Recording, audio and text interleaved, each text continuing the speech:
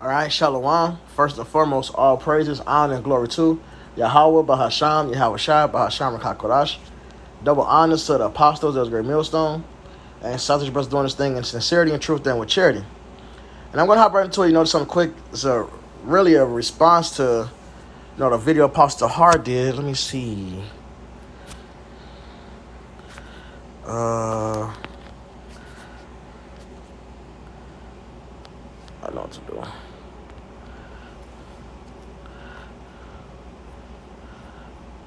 No.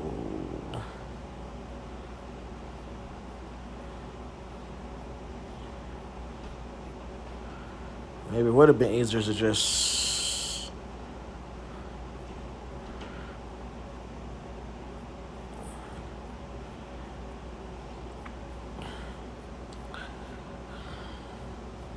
This is vexing.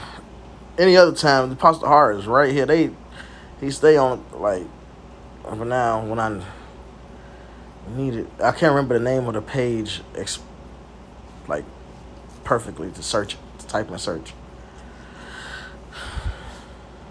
Here we go. Jim is declaring the end. This is it. This is the exact video right here. All right. And, he was going into this. And I'm going to just touch on it. Briefly, break it down through the Spirit. 1 Corinthians 7:36. But if any man think that he behaveth himself uncomely toward his virgin, if she pass the flower of her age, and he so require, let him do what he will. He sinneth not, let them marry. And marriage equals sex, point blank period. Let me prove that first. And we're going to go into the flower. This is Genesis 24. And it starts at the point 27. And Isaac brought her into his mother Sarah's tent, and took Rebekah, and she became his wife. So when he slept with her, she became his wife. This is their first day meeting. All right. She didn't know who he was. Another man went and picked her up, talked to her family, and then she was sent on her way. All right. And even to this day, arranged marriages are more successful than this Western mindset of what you think marriage is, man. So how about that? And not only more successful, happier. The parties involved are happier. Okay? And Isaac brought her into all this dating shit. All right? Then you shacking up and all this shit. You've been married. And you've been married multiple times. All right? This modern day dating scene is a breeding ground for adultery. That's all it is. All right, and then it puts spirits on the women because you become one with the man you lay with first. All right, and then you lay on multiple men, you got multiple spirits on you. Now you wonder why you all over the damn place, man. Why so many women are diagnosed, clinically diagnosed. All right, multiple personality disease or schizophrenia and shit like that. Too many DNAs, man. Anyway, and Isaac brought her into his mother Sarah's tent, and took Rebekah, and she became his wife, and he loved her, and Isaac was comforted after his mother's death. So period. That's what marriage means, man. All right? They didn't go to a priest and sign this paperwork with the state, put their $50 down to get this marriage license, none of this shit, man. All right?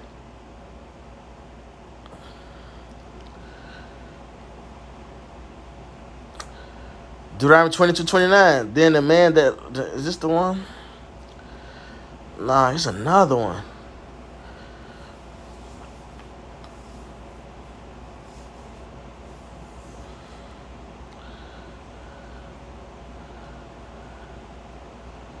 Yeah, Deuteronomy 21:13. And she shall put the raiment of her captivity from off her, and shall remain in thy house. And it's talking about a heathen woman.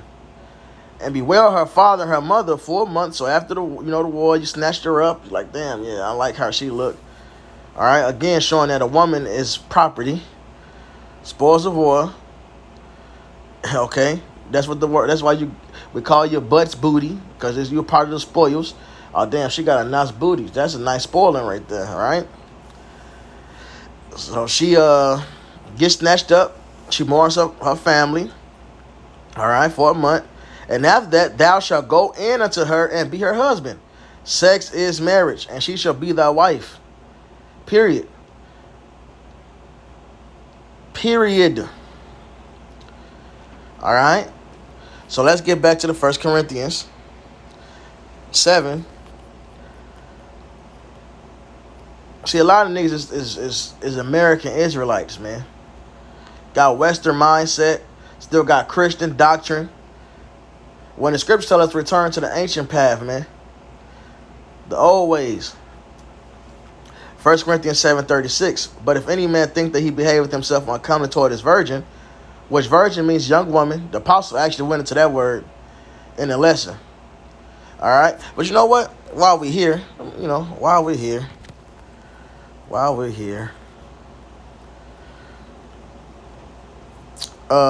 Isaiah 7:14. Therefore the Lord himself shall give you a sign. Behold, a virgin shall conceive and bear a son, and shall call his name Emmanuel. And that's the prophecy of Matthew 1:21. So let's see if Mary was this unsexed woman. Oh, nope. It's the Hebrew word ilama. And virgin means young woman. It even says maid or newly married. So she could have been freshly popped even. It just means young woman.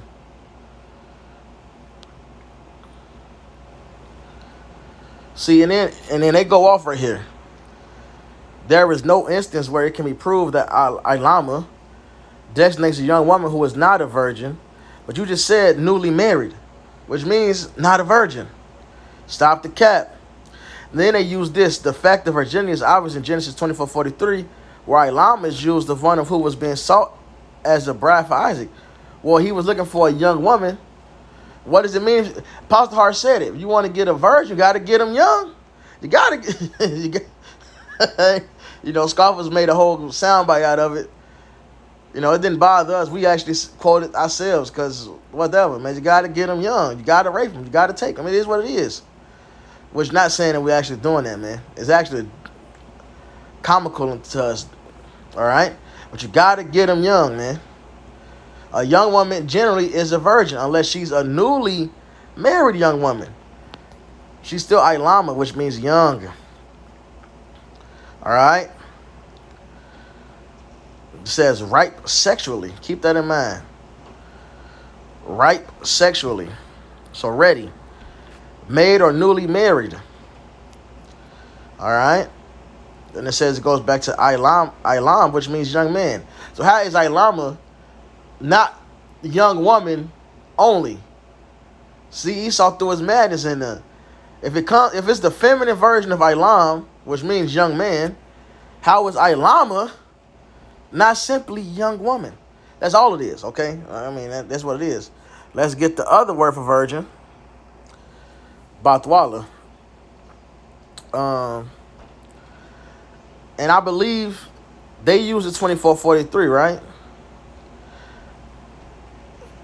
Let's see, 24:16. Let's see what it says. Yeah, so the context is plain. And right here, he was told to get a Bathwala, and the damsel was very fair to look upon, a virgin. Neither had any man known her. She went down to the well and filled her pitcher and came up. So it's letting you know that this is talking about an actual virgin.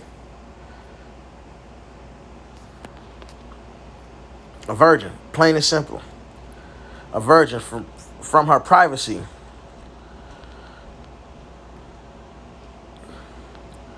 Also a bride, which would be a woman that's about to be wedded and then taken to those chambers and popped. All right? But it makes it clear this is talking about an actual virgin. In verse 43, he's talking about a young woman. Because he went and got a young woman, man. Not an old one. Not a middle-aged woman. I wish I had the clip where this is American one broke down. A woman in her prime, she gave the numbers. Her reproductive system is in her prime from the age 15 to, I believe she said 20. It was something young. It was like 15 to 20, 15 to 21, something like that. Or 14 to 21.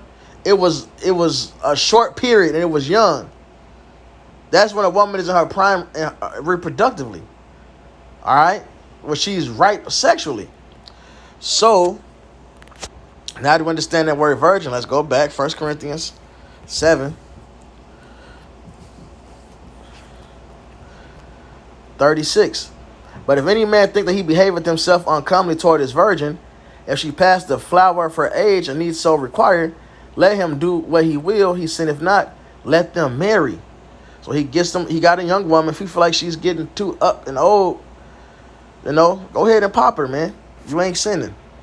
But I want to grab the Greek for this phrase. Now, I don't remember ever looking this phrase up before today, because the scriptures break it down plainly. What you're gonna hit the scriptures, I do both. The scriptures break most things. It breaks everything down. It breaks down the words, even. But it's good to go into both, right? The actual languages. So I hit the wrong verse. Oh yeah, right here, the wrong word. So yeah, I wanted to get the Greek for it. It's past the flower of one's age, and the word is beyond the bloom or prime of life. Prime of life, overripe. So you got to get them while they're ripe sexually, plump and ripe. And then it says, and so in a greater danger of defilement. All right. Now, she's sitting around too long, getting hot, and that horniness is just going on and on and on. It tells us up in the chapter what happens. Satan come and tempt for the inconsistency, man. So now what? She going out here just to get clapped. Couldn't wait any longer, man. It's been too long. Beyond the acme, i.e. figuratively, of a daughter, past the bloom, prime of youth, past the flower of her age. I'm gonna look up this word acme. Peak. It's the point at which someone or something is best, perfect, or most successful. And no matter what you want to say, man, the young woman is that's when she's in her prime. In fact, take a 30-year-old that's a 7, a 25-year-old that's a 7. When they was 15, 16, they was a 9. Just off that youthful glow, that undefiled glow makes them look even better. Ask any man that's not fucking simped out, man. All right. What word though? Dang, I just want to look up the etymology of a word. Fuck. This flesh, man. Lord willing to come back to me. Oh, yeah.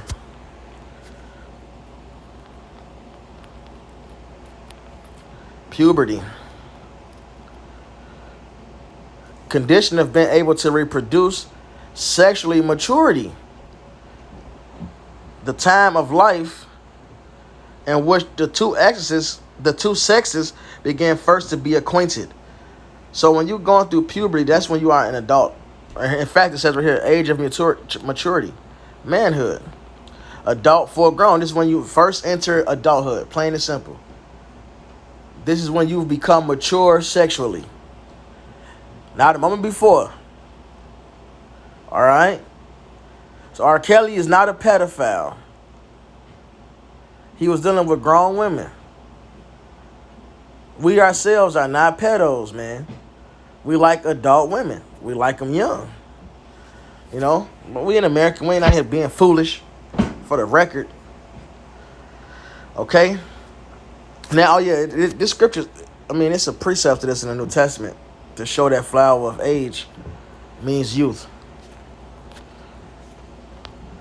I believe it's a Sirach.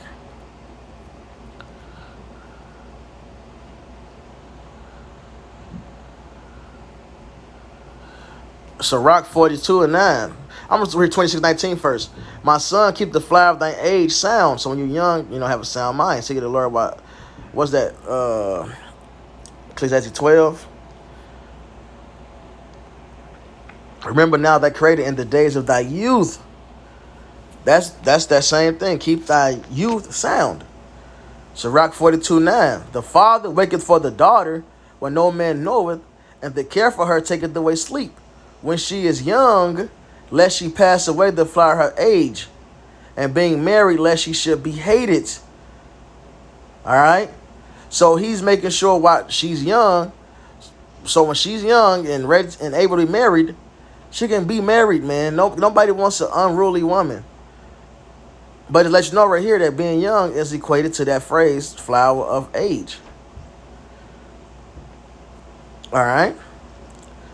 And then it says, or even if she get married, so say she do end up getting married, but now she's a piece of shit to her husband, so she's hated. So you got to be there to raise my rights. So when they're young, the man see, oh, this is a proper woman. She'll be a proper wife. All right, cool. She ready. Okay, plain and simple. Or if she did end up getting married, you know, that she won't be hated. But it lets you know that, you know, that youth is that flower age. That's the phrase. Now, well, what is the flower? What's counted? How do you know a woman is at the flower of her age? Well, what is that? I also want to look the flower up too. Yeah, flower, flora, you know, whatever. The blossom of a plant. The blossom, heyday, prime, fine, flower, elite, innocence, virginity. All right, so while you're young, blossoming time.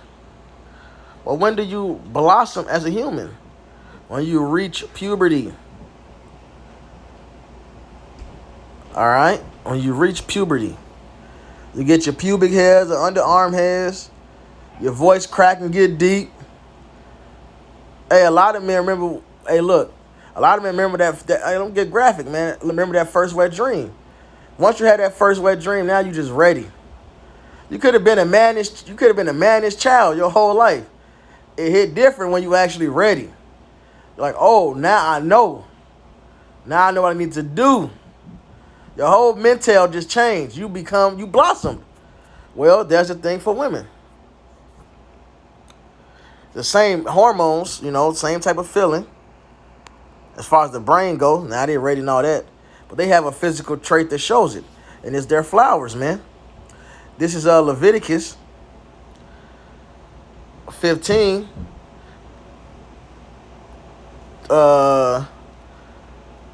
24. And if any man lie with her all, and her flowers be upon him, he shall be unclean 7 days, and all the bed whereon he lieth shall be unclean.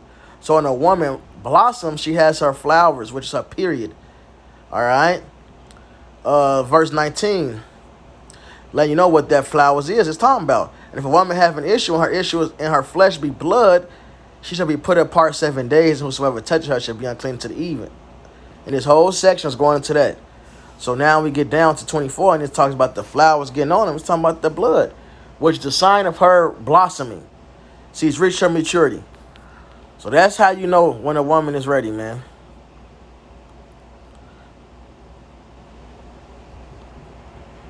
And that's it, man. Call Allah behind by Shami Hawashai. Shalom.